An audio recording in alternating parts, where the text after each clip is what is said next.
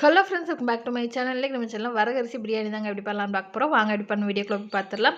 1 tumbler அளவு வரகரிசியை நல்லா சுத்தமாக க்ளீன் பண்ணிவிட்டு மூடி 10 நிமிஷம் நம்ம ஊற வச்சு எடுத்துக்கலாம். இப்போ ஒரு குக்கரில் 2 ஸ்பூன் அளவு எண்ணெய் சேர்த்துட்டு பிரியாணி இலை 3, 2 கிராம்பு, பட்டை, சோம்பு எல்லாமே சேர்த்துட்டு ஹோல் கரம் மசாலா பிரியாணிக்கு தேவையானதெல்லாம் சேர்த்துட்டு ஒரு மீடியம் சைஸ் அளவு வெங்காயம் நல்ல பொன்னிறமாக செவந்ததுக்கப்புறம் 1/2 ஸ்பூன் அளவு இஞ்சி பூண்டு பேஸ்ட்டு, கொஞ்சம் புதினா கொத்தமல்லி தழை சேர்த்துட்டு 1 நிமிஷம் எல்லாத்தையும் வதக்கி கொடுத்துட்டு ஒரு மீடியம் சைஸ் அளவு தக்காளி தோல் சுருங்குற வரைக்கும் வதக்கிட்டு கேரட்டு, பீன்ஸு, உருளைக்கிழங்கு எல்லாம் சேர்த்துட்டு எண்ணெயோடு சேர்ந்து ஒரு 2 நிமிஷம் வதக்கி கொடுத்துட்டு இப்போ மசாலா பொருட்கள் எல்லாமே சேர்த்துலாம். தனி மல்லித்தூள், மிளகாய்த்தூள், மஞ்சள் தூள், கரம் மசாலா எல்லாமே 1/4 டீஸ்பூன் அளவு சேர்த்துக்கோங்க. மஞ்சள் தூளும் சேர்த்துட்டு 1/2 ஸ்பூன் அளவு தயிர் சேர்த்துட்டு நல்லா மிக்ஸ் பண்ணி கொடுத்துட்டு நம்ம இப்போ தண்ணி சேர்த்துடலாங்க. 1 டம்ளர் அளவு வரகரிசிக்கு 2 டம்ளர் அளவு தண்ணி சேர்த்துக்கிறேன். காய்கறிக்கு 1/2 டம்ளர் அளவு சேர்த்துட்டு தண்ணி நல்லா கொதிச்சதுக்கப்புறம் 10 நிமிஷம் ஊற வச்சிருந்த வரகரிசியும் சேர்த்துட்டு ஹை ஃப்ளேமில் 2 விசில், லோ ஃப்ளேமில் 2 விசில் வச்சு நல்லா ஏர் போனதுக்கப்புறம் நல்லா மிக்ஸ் பண்ணிட்டு தான் சூப்பராக வரகரிசி பிரியாணி ஆயிடுச்சுங்க. ட்ரை பண்ணி பாருங்கள். டாட்டா, இன்னொரு வீடியோவில் பார்க்கலாம்.